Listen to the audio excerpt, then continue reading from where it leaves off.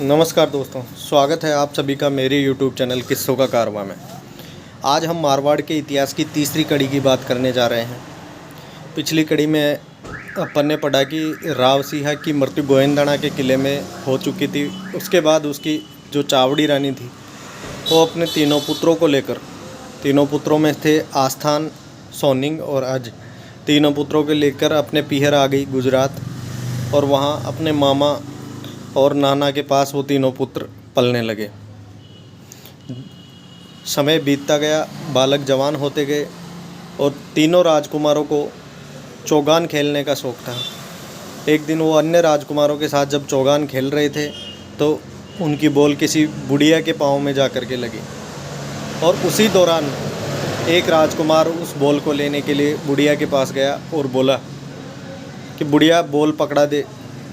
बुढ़िया ने कहा मेरे सिर पर कंडे हैं, वजन है, मैं नीचे उठा के नहीं दे सकती तुम्हारे को, तुम खुद ही उतर के ले लो। इतना सुन कर के राजकुमार ने बुढ़िया को धक्का दे दिया।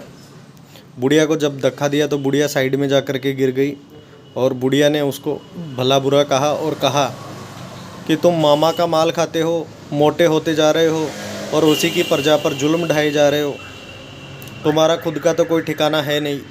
ये बात राजकुमार को बुरी लगी और वह उसी समय खेल के मैदान को छोड़ के अपनी माँ चावड़ी रानी के पास पहुंचा और उसको बोला कि मेरे माता पिता, माँ बता पिता कौन है मेरे और मेरा देश कौन सा है।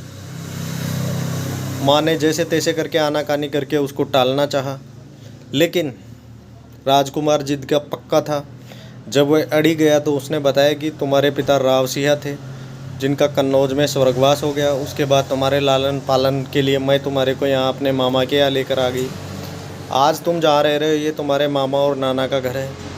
यह सब सुनते ही उनका बड़ा राजकुमार, उनमें से बड़ा राजकुमार आस्थान वहीं अपने मामा से विदा लेकर ईडर की तरफ निकल गया और साथ में अपने दोनों भाइयों को भी ले गया।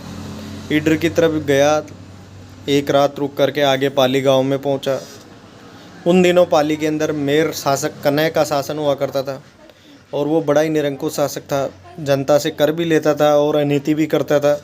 जनता ने जब ये क्षमा याचना आस्थान के पास की तो आस्थान ने मेर को ठिकाने लगाने का निश्चय किया और कन्है को ठिकाने लगा दिया। कन्है को जब ठिकाने लगाया उसके बाद में पाली और उसके आस पड़ोस के 54 गाँवों पर आस्थान का अधिकार हो गया। आस्थान का अधिकार हो गया और उसके दोनों भाई भी आ गए। अब जोधपुर राज्य की ख्याति इसके बारे में यह भी कहती है कि वह अपने भाइयों से विवाद करके 1176 ईस्वी के अंदर ईडर की तरफ आया था और ये नैणसी की ख्यात अपने को ये चीज़ बताती है। दोनों अलग अलग मत है, लेकिन जैसे तैसे 1176 ईस्वी में आस्थान ने पाली के 54 गाँवों पर अधिकार कर लिया। पाली के इन 54 गाँवों के पड़ोस में एक गोहिलों का शासन हुआ करता था। उनका जो प्रधान था और जो गोहिल वंश के लोग थे उनके बीच में आपस में अनबन हो गई और उनका प्रधान जा कर के, जब प्रधान को पता चला तो प्रधान जा कर के आस्थान से मिल गया। आस्थान से मिल कर के बोला कि इन गोइलों को सबक सिखाना पड़ेगा और तुम्हारा खेड़ पे भी राज्य हो जाएगा।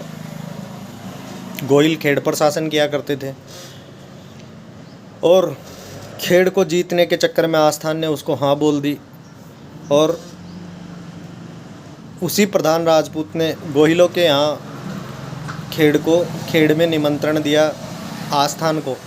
आस्थान अपनी सेना लेकर के पहुँचा और गोहिलों के प्रधान ने उसको गुप्त संदेश में समझाया और उसको आक्रमण करने के लिए बोला और संदेश पाकर के आस्थान और उसकी सेना ने उसके ऊपर गोहिलों पर आक्रमण कर दिया और खेड़ के ऊपर आस्थान का अधिकार हो गया। खेड़ के ऊपर आस्थान का अधिकार हो गया। खेड़ पर आस्थान स्थायी गढ़ी बांध कर रहने लगा और आस्थान के खेड़ में रहने वाले वही वंशज आगे जाकर खेड़ेचा राठौड़ कहलाए और राठौड़ों की एक अन्यतम ब्रांच खेड़ेचा का उद्भव उसी दिन हुआ और खेड़ में जो शासन करते थे वो खेड़ेचा राठौड़ कहलाए। इसी प्रकार उसने ईडर पर आक्रमण करके ईडर को जीत लिया और ईडर का जो शासन था, ईडर का राज्य अपने भाई सोनिंग को दे दिया। आस्थान ने ईडर जीतकर जब सोनिंग को दे दिया तो सोनिंग के जो वंशज ईडर पर शासन कर रहे थे वो ईडर या राठौड़ कहलाए। इस प्रकार राठौड़ों की दो छोटी ब्रांच या शाखाओं का उद्भव उस दिन हुआ।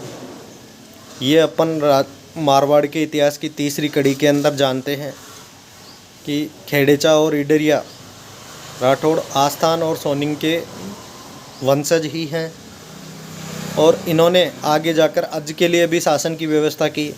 उसको हम अगली कड़ी में पढ़ेंगे। तब तक के लिए नमस्कार।